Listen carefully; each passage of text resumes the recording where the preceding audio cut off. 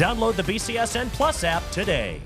Above the Net is brought to you by Premier Volleyball Academy, teaching excellence, inspiring greatness.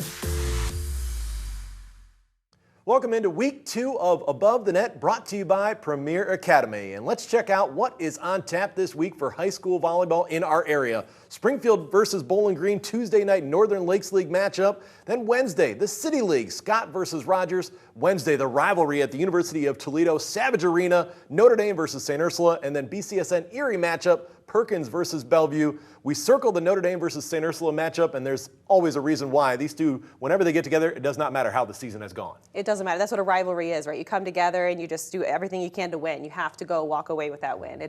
Everything's on the line here. But, you know, you've got players like Kylie Emma Obedo and, you know, players for St. Ursula, Mia Hasty, Caden Campbell. These players are going to be duking it out at the net, and I think it's going to be a fun game, not to mention it's at Savage Arena, which is a bigger stage. It's a lot of fun to play in. How about our Spotlight Team of the Week with the Perrysburg Yellow Jackets, who entered tonight with a record of 7-1. The Jackets have been getting it done in and outside of league play.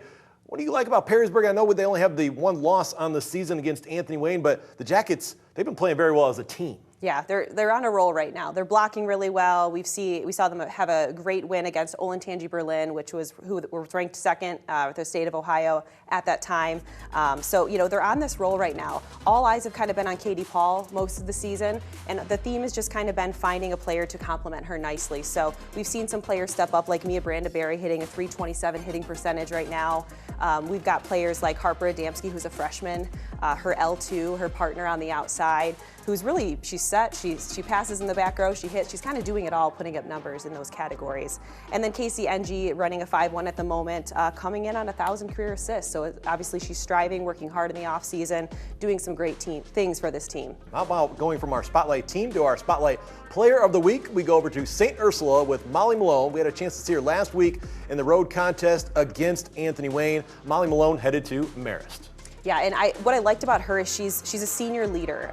She leads obviously mentally, physically. Physically, you know, she's putting up some stats, leading her team, 3.2 kills per set. She's got 74 kills, 19 blocks, all again leading in those categories. Really, she's a player you can't really sleep on. She's got high energy. I know she had a really great game against Lake earlier on in the season. So she's just that big impact player that you definitely want to keep your eye on when you're playing her. And let's take a look now at our current top 10 rankings for teams in this area. Anthony Wayne remains on top at 9-1. Perrysburg 7-1. Clay sitting there in the 3rd spot at 6-3. St. Ursula dropping to that 4th spot at 4-5. Then you go to that 5th spot. Fremont Ross, impressive so far, 9-1, only lost to Anthony Wayne. Then Bedford only has lost 3 sets on the season. The Kicking Mules at 9-1. Go to the Northern Buckeye Conference. Eastwood, very impressive start. Rounding out that top 10, Northview, Lake, and Whitmer. Yeah, and when we're looking at our top 10, obviously it's hard to put these together, but to complement our top 10, you're also kind of going off of the Ohio Volleyball Coaches Association that just came out. Perrysburg sitting at number 3 for Division I, and then you look at Clay and Fremont Ross for Division II right now. They're sitting tied at 14th, so they're two teams that are kind of very similar right now with where they're at in the season, and they get to play this week, so we'll get to see who comes out on top. Yep, and we are still early in September, still quite a few intriguing matchups ahead of us, but that'll do it for this week.